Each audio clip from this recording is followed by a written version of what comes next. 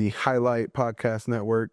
This is one of our guests today, and this is a good conversation I feel like we're having for content creators, people that are just looking to start up their own business, being an entrepreneur, and if you're just, looking to be in Athens and learning, what the field is kind of like. So today I have Scott Duvall with me. Yep.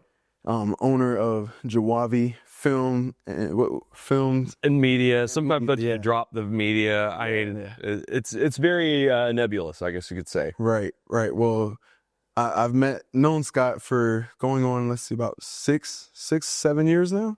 I think we met at a Highlight magazine event. Yeah. When I happened to be there, and then I was like, "Hey, you want some photos or some?" I think I took some video for you. Yeah. No. So, and I'll put the link in the description. But so I met Scott. I had just started the magazine, and I kind of got a couple of groups of people to come out. It was actually a larger than anticipated group. Mm-hmm. But and even to have you come, like I was very surprised that you came, mm-hmm. and just the kind of reception that I got, and you were like, "Hey, I'll film you some video." Had my other friend there, Jason. He was taking photos, so you guys showed major love, and that video was like the catalyst to kind of getting the magazine out, right off the ground. So yeah, I'm definitely thankful for that, man. You've done a lot more than just help us out. Like you've done work with the university. You've done a lot of your own projects with local businesses. Yeah. But your business is something I kind of want to start with. Okay. How did you get in? How did you first pick up a camera? That's a good question. I'll go ahead and tell you, I'm 48 years old. I was at Georgia. I started at the University of Georgia in 1994. And if you think about 1994, that was the year that, it's crazy to think, it was basically the year the internet started. Because when I registered for classes at Memorial Hall for the first time in summer of my freshman year, I had to do it by Scantron.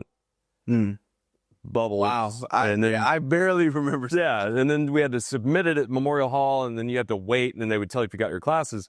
And then the next quarter, we were still in the quarter system back then, we went into Arches, which was the online portal, and back then people called it the information superhighway, which is a very dated way of saying the internet.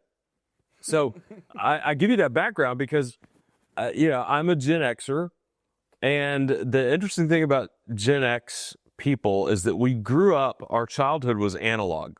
Records, 8 tracks, cassette tapes, DVDs kind of came as we were in high school. You had to make space for CD players, big stereos. I mean, 4 speakers, subwoofers. We were not playing anything on MP3s.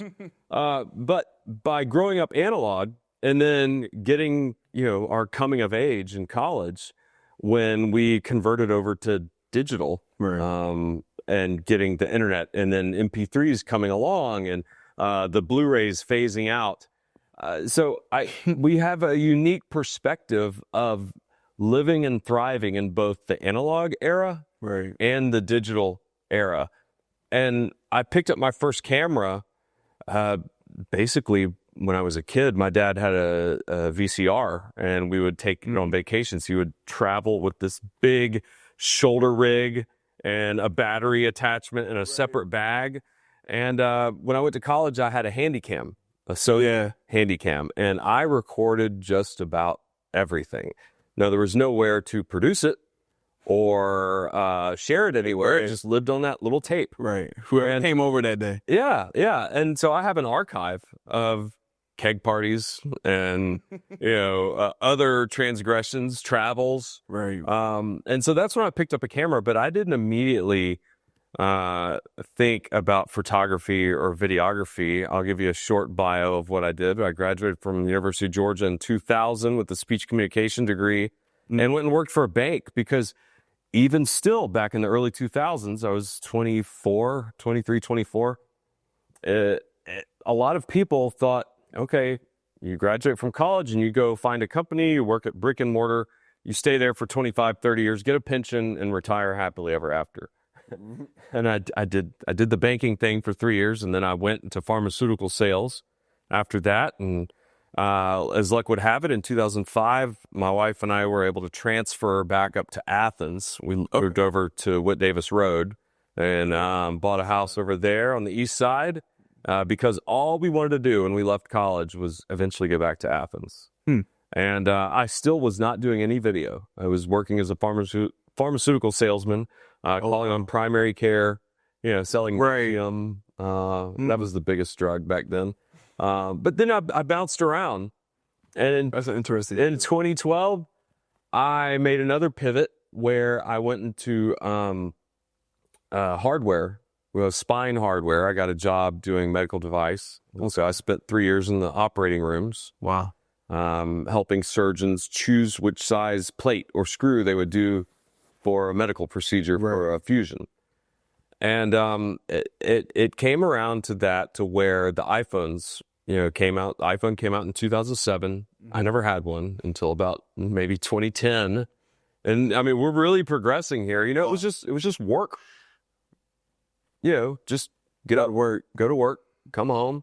That's it. Now it's And that was the infancy of social media. Twitter started in 2006. Instagram started in 2010. right. I got a Facebook page in 2008. 2009. It was just like basic. You would just type some kind of update in. Right.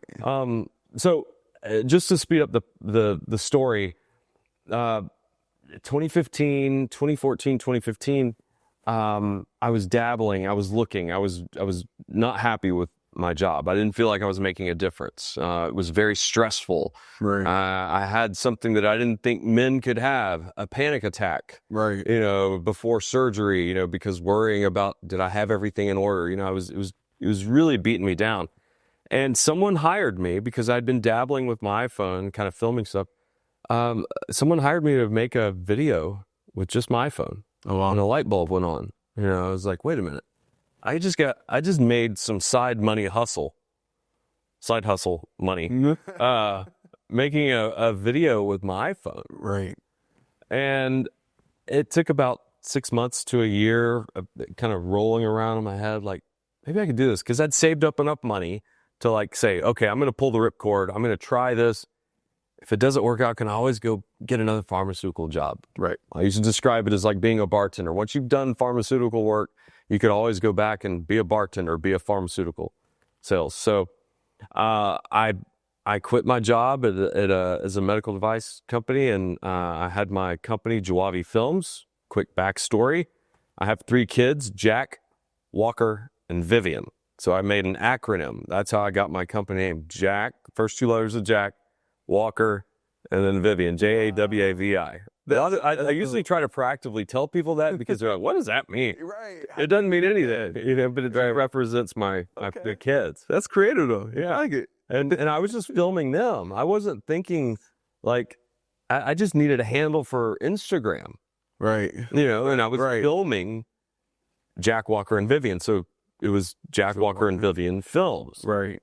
I never intended to make that into a company, but I stuck with it because it would have been too much of a pain to explain or change something. And it's unique. I haven't even changed my logo since I made it on some back end, Illustrator program. Right. So that's but I started taking photos, taking videos, more and more grew.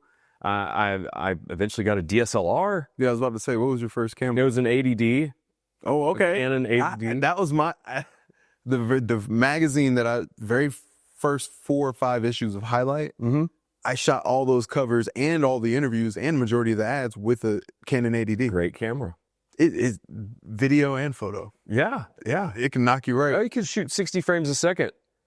Yes. That was a mind-blowing experience for me. In 2016, it was like, yo, what? Yeah, you shoot proper slow motion. Yes. Yeah. Yes, it definitely opened up the game. And then you can full frame equivalent your way up, to make things work. So I used that. That was work. I think it's still, I gave it to my uncle's. He has a online radio station. I gave them that camera, but that was...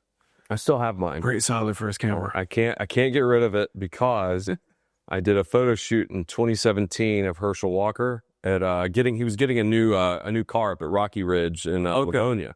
a custom truck.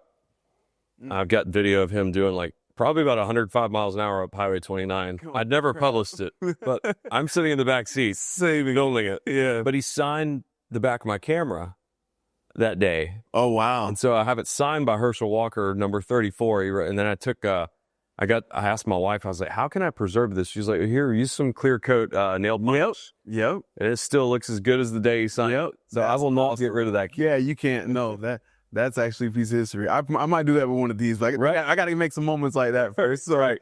But okay, so that definitely gives background on the business. Now I want to talk into like how you just traversed the landscape in Athens once you got back. How old were you when you started your business? 2015, I was 39. Okay. So I basically changed, and I tell young people this all the time, 18-year-olds, 20-something-year-olds, whenever I just run it, friends of my kids, and they're stressing about like what they're going to do after college, I'm like, I changed careers, like a full 180 at 39. Right. So you got plenty of time. Right. But I think even to have the discernment to want to do that, you got to pay attention. You're reading the room. Yeah. I think always having solid eyes of what's in front of you opportunity-wise Right. is going to be your best bet. Let me ask you, so going back, how did you kind of go about like getting clients in Athens with your camera work? Yeah, good question. Well, I leveraged my friend network. I had some early gigs where I had some friends that were realtors, and I did some, realtor videos and photos, and I joined the Chamber of Commerce. David Bradley was instrumental in kind of getting me some jobs. I did some work for the Athens Area Chamber of Commerce. Where I made a video with Mayor Gertz and Life and a handful of other people back in 2018. Just kind of I think it might still be on their website. Yeah. I don't know. Is that good? It's old. Is that good? It's kind of timeless. Right. Yeah, the Chamber of Commerce was a big start. And then networking with other friends. I became friends with other photographers. Right. And one of my big breaks was a friend of mine, still to this day, wonderful photographer, Sarah Wooten, Evermore Photo. She had an opportunity to do some photo work with the Terry College of Business. Okay. And she was like, they need a video element as well. And that was March of 2019, so 6 years ago. Okay. And I went along and we did a proper, video kind of highlighting the upcoming graduates for Terry. Right. And I just finished up another video with them. I've been working with them for 6 years. Wow. So leveraging my current contacts, I've never really advertised ever. It's just been word of mouth that I feel like I do good work. Right. And I know we kind of blew past that 2015, that past 10 years from 2015 to now, but I'm self-taught. Yeah. It's a lot of YouTube, a lot of trial and error, a lot of making free photo shoots. Right, free photo shoots. And a lot of just like, I remember the guys at they're on Normal Town. What's the name of their company? Oh gosh, I'm blanking. Guys in Normal Town. Chispa House. They used to be something different. I forget. I think I've heard of them before. Sorry, Sam. Sorry, Carter. Y'all used to have a different name, but it's been Chispa House. Y'all rebranded. Carter over there, he helped convince me to go from iMovie to Premiere Pro back in like 2016. That was a huge game changer. Oh yeah, because I was struggle busing it on iMovie, and he was like, had that computer running. He's like, you got to go to Premiere Pro. You got to go to the Adobe suite. And I tell people that $50 whatever dollars it is a month that I pay for Adobe, the subscription. People complain about it all the time. I don't mind paying it because it's so robust. It is. I don't like paying it, but but you're getting everything you need to do any kind of production work, from Lightroom to Photoshop to print, Premiere Pro, print stuff. I've done my magazine on there. I did podcast stuff like that. It's used InDesign. Yeah. I can't even use that. I haven't. It's Word on Adderall. It scares me whenever I accidentally click into it. The same thing with Illustrator. I've dabbled in Illustrator. I'm like that with Bridge. I'm like, whoa. Oh, Bridge. Yeah. So no, bro. We definitely, I wanted to hit on, I guess now, like how you said the Chamber of Commerce, and you got in with Terry. Mm-hmm. we ran into each other in 2019, but then we also ran again in if I'm not mistaken, I think it was 2021 or I think it was the second championship. Oh yeah, 2022. yeah, it might have been at that parade. At the parade, yeah. Right. And so, how do you get in those spaces in the sense of like that UGA sports side and I know there are a lot of like photographers here that want to, try to break in or try to, find work here, and it's like not everybody can get in those spaces. Sometimes there's not money even doing some of these things. So it's like, what is the value in like working in some of those spaces, and how does that help you with your business overall? Well, for the parade, another contact, a friend of a friend, got me in touch with Athens Ford, and they were providing all the trucks that the football players rode in. Okay. And so I got a bib, one of those athletic bibs. I'm that one with my oldest son.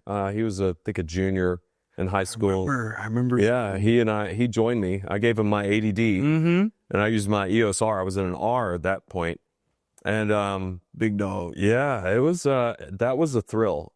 Just going and doing that, and I was just firing off anything I could, but trying. And I think this is where I differ from you and I differ.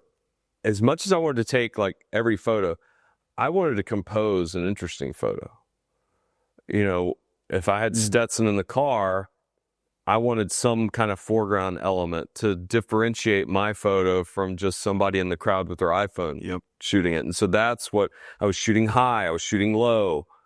Zooming in, trying to get that, because I had that 70 to 200, trying to really crush the background. And then flipping, this is kind of a good segue into something else I do. I'm 100% a hybrid shooter. As if I'm shooting photos, I'm just as easily flipping into video and composing and creating some kind of video element to where I can do both. Right. And do I miss some shots? Absolutely. Do I miss some video shots? Absolutely. But I am not strictly a photographer, and I'm not strictly a videographer. I do both. Right. And I want to do both at the same time with one camera. Yep. You miss some stuff. And now holding two cameras is it makes it harder. Yeah. I won't do that. I can't. I mean, I had to do that with the games this year, and even then I was like, look, I'm putting this on a strap, and we're going to backpack it. If I get it, cool. There were some shots actually, so I'll tell you. This is where using two cameras in my hand actually worked for me, and I'll show you the clip later. But Stetson was running, or not Stetson, Carson Beck was running. This was during the Tennessee game, if I'm not mistaken. Carson Beck was running, and he basically that rush touchdown that he got. And I had my 100 to 400 on the 5D right here in my hand. Actually, no, I think I had it in this hand, and I think I had my Sony in this hand right here.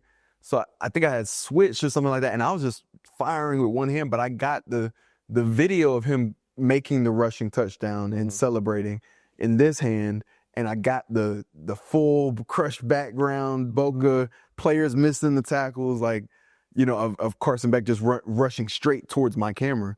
And so it was it was hard as hell, but it ain't easy to do. Yeah, so you were shooting with the telephoto, and then on your Sony you had a wide angle? 24 to 70, yeah. Okay. Yeah, and that's, if that's probably like as difficult as I'm going to try and make it. After that, I'm like, I see people have 3 or 4 cameras out there. I'm like, you got that. Yeah, no, I can only do one camera. Right. So you're doing that stuff. How did that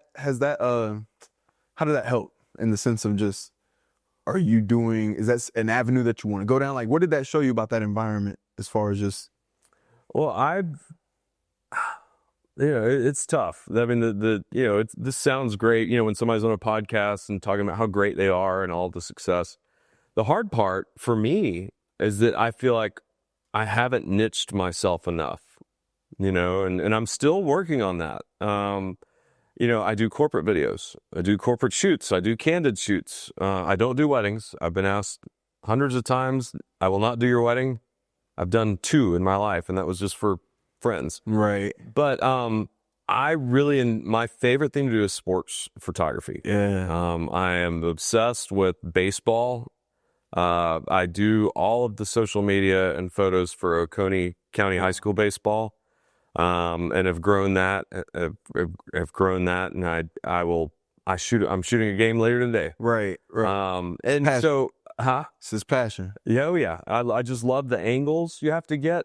I love the speed of it, and then the fact that it can slow down, and you can get an awesome photo of someone standing on second or doing a double celebration. Right. I saw that clip that you posted today where the guy hit the ball and I saw it was wide and then you went so tight, and I just loved how the camera just, oh, we're right here. Yeah, we're just gonna shift all the way down here, and it was translucent because you went immediately and caught him as he caught the ball and got the other guy out. So it was just prime content. Yeah, there's a lot of art in baseball. I shoot football, volleyball, basketball. I've done lacrosse.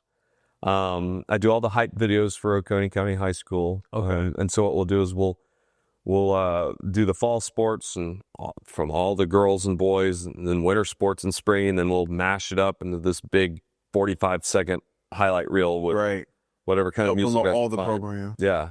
But I really like sports, but I haven't found it in myself to completely niche down to sports yet, because I do enjoy the relationships I have over at UGA. Right. I enjoy documentaries, short. I've filmed a lot of and produced a lot of short documentaries. Okay. Some of my favorites are the one that are with the mayor of Winterville, Dodd Farrell. Okay. We've done about 3 parts on that a handful of years back of he and his band.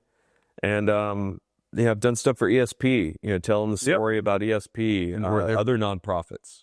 So even though I still feel like I could be leaving something on the table by not niching down, I can't do it, because as much as I love sports and would love to make a complete living and just traveling around doing shooting sports, I would miss just the everyday story that you tell either through video or photos. Yeah.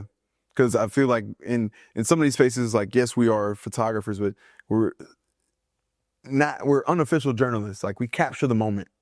Absolutely. It's a story to tell. I don't care if you go to dinner. Say you're going to Trapeze downtown. Okay, yeah. And I take my camera with me. I'll take my little G7X, my little pocket camera. Yeah. And some of my favorite photos of Athens, Georgia has happened at 6 p.m. on a Tuesday when my family's downtown, and I kind of hold back and I find this photo that I take. I mean, that's just how it is. That's how we think. Right. It's about the moments. Mm-hmm. And that, you see, he's saying it's we, because it's definitely a depth to it. Like, you can't just be, I'd rather take 12 shots and take the time to take those 12 shots than just and then be, not even paying attention to what I'm taking a picture of. Yeah. Composing a shot. In fact, I don't comment, not because I'm some elitist. I don't comment that much on social media, like on Instagram. I just don't have time or say. But I've found myself recently, a lot of these Georgia photographers or you or other people that I see, when I see a good composed shot or like the shot, there was a girl last night that posted, I think her name's Maddie.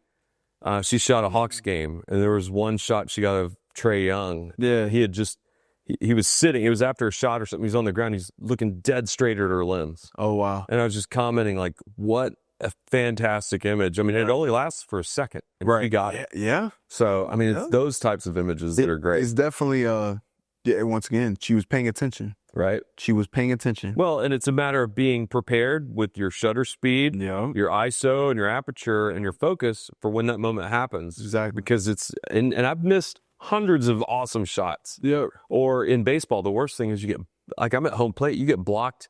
Like, we have a Georgia commit that plays center field. He made a diving play the other day, completely blocked by the umpire. Oh, man. You can't do anything about it. Yeah. What are the other ways that you've built your career outside of just being on that side of it? Well, I mean, I don't shoot for Georgia Athletics. Right. Same. I shoot for myself, and I don't get on the sideline either. Right. I take my little pocket G7X camera when I go to a game, and I get really awesome footage and photos from the stands, which, you know what? I used to have, like, even my dad would be like, hey, you need to talk. I know enough people in the athletic department where I could ask them. I just never asked them because I see 50 or 60 guys and girls on the sideline. And I'm like, but I'm unique because I'm in the stands. And one of my favorite photos that I've ever taken was last year during the Tennessee game. It was the second Oscar Delp touchdown. Because the first touchdown, I didn't know he had fireworks. Oh, yeah. So I was caught off guard. Yeah. So the second one, I was ready, and I've got two guys in front of me, like, cheersing a beer. Oh. Hands are up, the fireworks are going at a wide angle, and it's legitimately my favorite shot probably I've ever taken at Sanford Stadium. Wow. And you know what? UGA Athletics put out a ton of awesome photos of that as well. Right. Video. Yeah. But my shot is unique. Yeah. Because I have fans in the foreground, in front of me, celebrating. So I would say if you want to get on the sideline, if you want to shoot for UGA, first you've got to have a really good body of work. So it's not like if you get a camera, that should be a goal unless you're a savant. It's not going to happen in the first 6 months. Right. Go shoot some high school. There's a lot of high schools you show up with a camera, they're like, come on in, you know, whether it's football or basketball or baseball.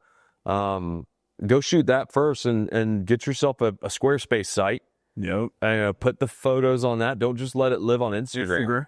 You've got to have a website. Yeah. You know, where you host and that you own. Yep. Because Instagram could be down. Yep. Twitter could be down. Yep. Facebook.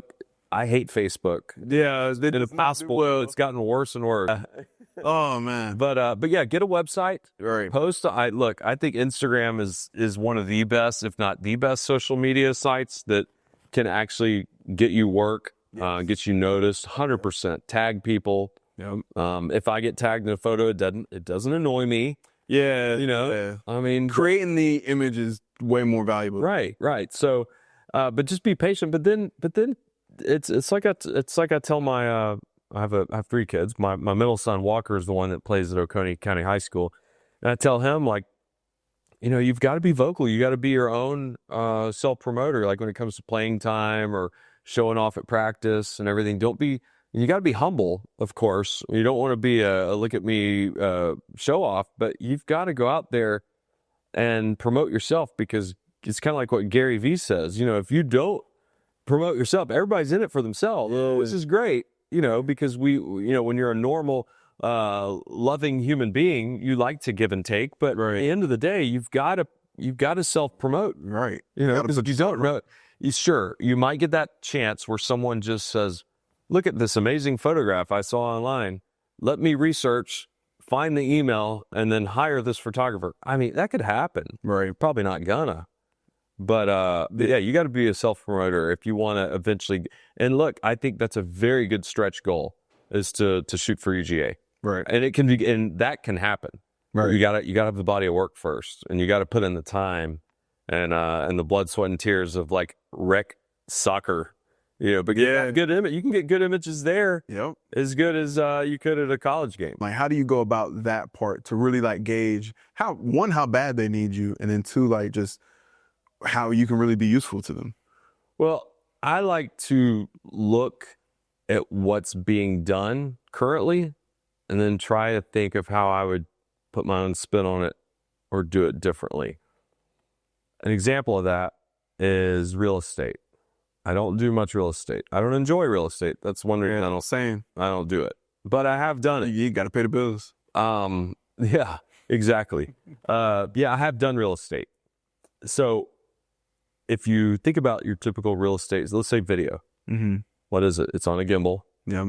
You know, zooming through the house. Yep. You know, pretty boring. Yep. You know, some terrible elevator music going along. Right.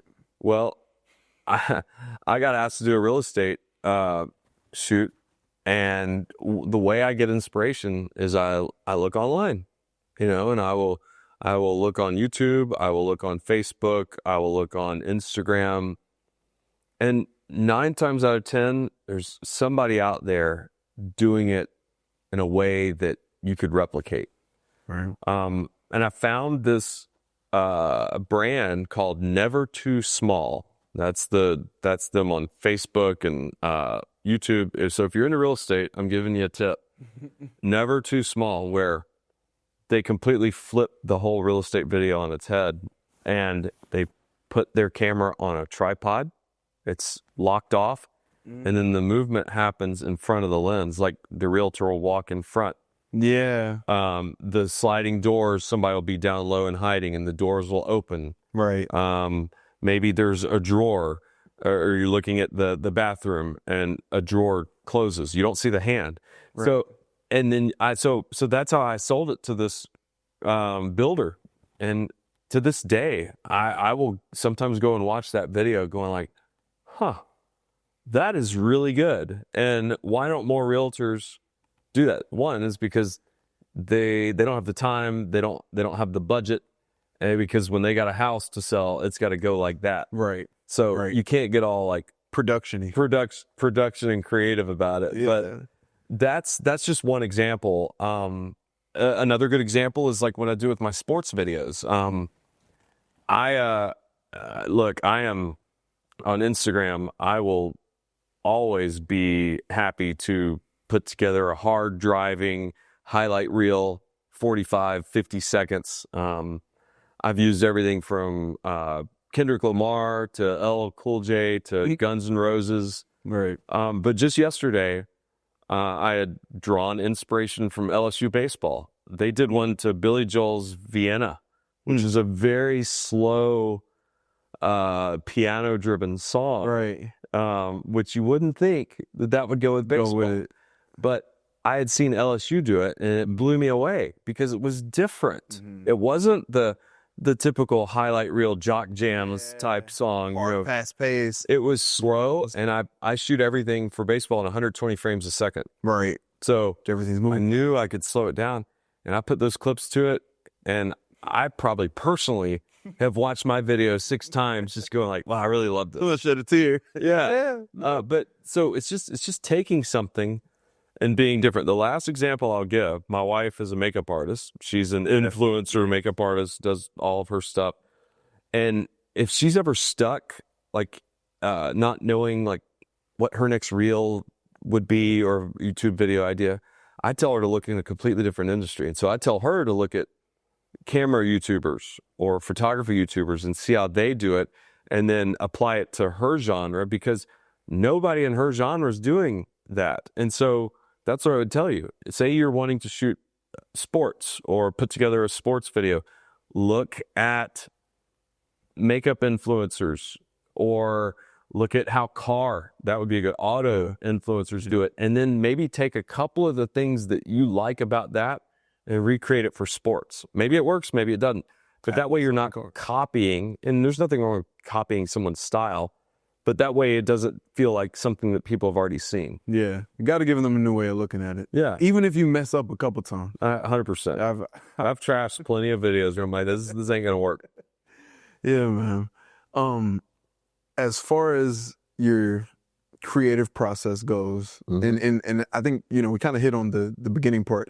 What about post-production? How are you, like, for example, and actually, let's get into, because did we talk about software? Not really. Okay. Kind of touched on it. But. Yeah, so I mean, I do want to enter into post-production. What do you use for like video, photo editing? Yeah. How do you get your raw footage ready to post? I use the Adobe Suite. I use a MacBook Pro. But when it comes to photos, I just drop it in a folder and I import the folder in the Lightroom. Lightroom is where I go, and Lightroom is where I cull the photos, and then I will make adjustments and rate them, figure out which ones I want. I'll, crop them and size them. And then if I need to make a graphic, that's another thing I like to do. I like to make sports graphics. I like your sports graphics. And so I'll dump those into Photoshop, and you know how I do that? I will search baseball graphic on YouTube, and there's a lot of really helpful people, and I will watch the video and pause and do what they do. Pause, do what they do, and then eventually you learn it to where you can just do enough on your own. Right. And that's how you do it. And guess how many hours that takes? Maybe 72 hours. I mean, it takes time. Right. And then it's still, you're looking at, you're like, something I don't like, you know, and then you got to go back and sleep on it. Yep. Come back. So I use everything for photos, Lightroom. And then if I'm making a graphic or a YouTube thumbnail, I put that into Photoshop. Right. As far as video, it's strictly Premiere Pro. I will dump, like say I'm shooting a game today, Oconee versus East Hall. When I finish that, say I have 80 video clips, I will dump that into my Oconee baseball folder in a subfolder titled what the game is. Right. And then I interpret my footage to 23.976. Okay. So I don't want to get too technical, but I'm shooting in 120 frames a second. But it's already. But I'm putting it in a 24 frames per second timeline. Yeah. Because that's when I want to export it as. Right. And that allows me to play with the speed ramps. Right. Or to make it in regular speed. Right. So and that's, if you know what I'm talking about, that makes sense. If you don't know what I'm talking about, that doesn't make any sense. Well, I did want to give this to, because I know a couple of beginner guys that once again, like they probably can't go to YouTube school, but I want them to hear this from somebody that's like right here. Yeah. And so I want to go back to your business, the business side of things now. Like, what's paying the bills? Because I think, you know, as I said, young photographers today, we're looking like, okay, maybe I work with influencers. Maybe I work with people that have a whole bunch of followers on Instagram, or maybe I can I want to get a clothing line to work with me or a brand to work with me. It's like, how do you traverse just in this market and in the Atlanta market? How do you just go about making it happen? Well, it's many years of networking, like I said. I've got people, I'm doing a photo shoot. I did one last Tuesday in Atlanta. I'm doing it with the same client this coming Friday in Atlanta. And the other thing, a good way to pay the bills is to get retainer clients. Right. I have a couple of retainer clients where I can count on that money every month, and I do a certain amount of work and posting. I do the photos, videos, social media. Okay. And that's something that I can count on. And then some months I get a lot of one-off stuff. Some months I will have some UGA videos to shoot. Right. And then some months are a little bit like, wow, this month is kind of not great, you know? Yeah. But that's the life we live, is being a freelancer. But the biggest change that I've made in the past couple of years is getting retainer clients. Right. I would highly recommend, if you can develop a relationship with someone where they trust you and you trust them, and you're bringing a lot of value to them, to where, like, one of them is a grading company I work with. In fact, this hat, Bray Sightworks. Okay. A buddy of mine from college, he owns a grading company here in Athens. And, I mean, if you think about it, he's bidding $1 million jobs, moving, hundreds of tons of dirt. Right. He doesn't have time for photos, nor a desire for photos. So, but he wants to be able to grow his business and create interest, with Athens, Clark County, or Oconee County. He's got one excavator probably costs $350,000. So you have to, he's got construction loans, Everything buy that. So I come along, and when they're out there on a job site and ankle deep into mud because it rained the day before, I'm taking photos of their John Deere tractors picking up a truckload of dirt, which looks awesome. Right. And then making reels about it. That thing is what's crazy is his account, we've got some reels on there that have done 250, 300,000 views. Oh, wow. Because that's a niche that people love seeing heavy equipment working. Yep. And he'll voice it over sometimes. So that's just one example of a retainer client. Right. That's definitely the way to go. I've been working with agriculture dealerships on just like pushing out there, like, okay, you're selling Massey Ferguson tractors. Here, let's put this here. We posted up one video, and it was maybe like 24,000 likes on it, and I was just like, hey, I have look here. Yeah, exactly. So it's just coming up with that schedule, coming up with the plan, and just kind of how they need to approach it. And that's a bundle that I feel like you should offer. Shouldn't just offer just photography. No, unless that's what their budget is. right. Or unless that's just what you want to do. Yeah. But try to get, if you want a good retainer client, give them that the all hybrid shooting. And then if you learn the nuances of Instagram to Facebook to YouTube, I mean, the thing I tell people is like, I have to make vertical videos for Instagram, but I can make horizontal videos for YouTube, or vertical because you have Reels, right? Or Shorts, YouTube Shorts. And then you have to know how these social media platforms communicate. And I've told this story before, or example. It's like if the Braves are playing a baseball game and a thunderstorm happens and lightning strikes and it catches the outfield bullpen on fire. Well, you're going to get that story on ESPN, and then also NBC Nightly News is going to cover it, but they're going to cover it a completely different way. And then the newspaper is going to cover it a completely different way. So you have to know that's how these social media platforms work.